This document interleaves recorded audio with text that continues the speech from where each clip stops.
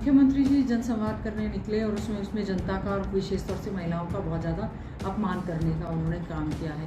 कोई भी ऐसी घोषणाएं क्षेत्र में नहीं हुई हैं जिसका कि अमली जामा वो पहना रहे हों। ठीक है, हमारे रोहतक लोकसभा के वो सांसद हैं, आखिर वो हाल जानने के लिए निकले हैं। हम उम्मीद करेंगे कि जो बीजेपी सरकार के दौरान योजनाएं परियोजनाएं सैंक्शन हुई हैं उनके वो ज़रूर शिलान्यास करेंगे, ताकि लोगों को या उद्घाटन करेंगे ताकि लोगों को पता चले कि बीजेपी ने अपने कार्यकाल में क्या कार्य किए हैं। और यहाँ से सांसद जो हैं अब लोगों के बीच में जा रहे हैं उनकी समस्याएं जानने। समस्याएं लोगों की बहुत ज़्यादा हैं, उम्मीद करेंगे कि वो उसका समाधान करने का प्रयास करें। बीजेपी के सांसद कमल के साथ रहेंगे ये तो पता नहीं, लेकिन देखिए लोकसभा के चुनाव आने वाले हैं, विधानसभा के चुनाव भी 2024 में आने वाले हैं। जनता भारतीय जनता पार्टी और जेजेपी के घोषणा पत्र में किए गए वायदों को ढूंढ रही है। सरकार ने वो काम करने की बजाय महंगाई में नंबर 1, बेरोजगारी में नंबर 1, किसानों के साथ जो बदतर स्थिति हुई है। कल बहुत सारे किसान मिले थे, रजिस्टर्ड किसान होने के बावजूद भी मंडियों में उनकी फसल जो है गेट पास नहीं मिल रहे, उनको उनकी फसल खरीदी नहीं जा रही है, पेमेंट नहीं आ रही है। बेमौसमी बारिश की वजह से फसल बहुत ज़्यादा ख़राब हो गई थी। अभी HPSC ने हरियाणा ये HCS का एग्ज़ाम का रिज़ल्ट डिक्लेयर किया है। 100 सीटें एडवर्टीजमेंट हुई थी उनकी, 100 सीटों के अगेंस्ट 300 से ज़्यादा पास होने चाहिए थे इंटरव्यू के लिए 3 गुना। इन्होंने केवल मात्र उसका बिना कैटेगराइजेशन किए हुए 61 बच्चों को उस पेपर में पास करने का काम किया है।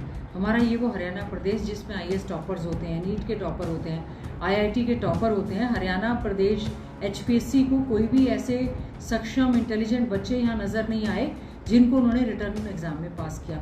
बहुत सारे बच्चे मिले हैं जो कि मेंस एग्ज़ाम में जिन्होंने वो इंटरव्यू तक पहुँच चुके हैं और इस एग्ज़ाम में उन्होंने जो है उनको पास भी करना सही नहीं समझ। तो मैं समझती हूँ हरियाणा के युवाओं के साथ बहुत बड़ा धोखा है। केवल कच्ची नौकरी सक्षम या हरियाणा कौशल निगम के तहत दे रहे हैं। और बीजेपी का तो सफाया, आज अगर चुनाव हो जाए, हम तो चाहते हैं लोकसभा के साथ ही हरियाणा में विधानसभा के चुनाव हो जाएं, आज चुनाव हो जाएं, क्योंकि बीजेपी और जेजेपी के गठबंधन में सब कुछ सही नहीं चल रहा है। बीजेपी के नेता हैं चौधरी वीरेंद्र सिंह जी, वो भी अब मेरी आवाज़ सुनो रैली निकाल रहे हैं। लोग कह रहे हैं जेजेपी के उप मुख्यमंत्री हैं, उनके हल्के में कोई काम नहीं हुए हैं। यहाँ झज्जर की बुरी हालत है, पूरे प्रदेश में हाहाकार मचा हुआ है।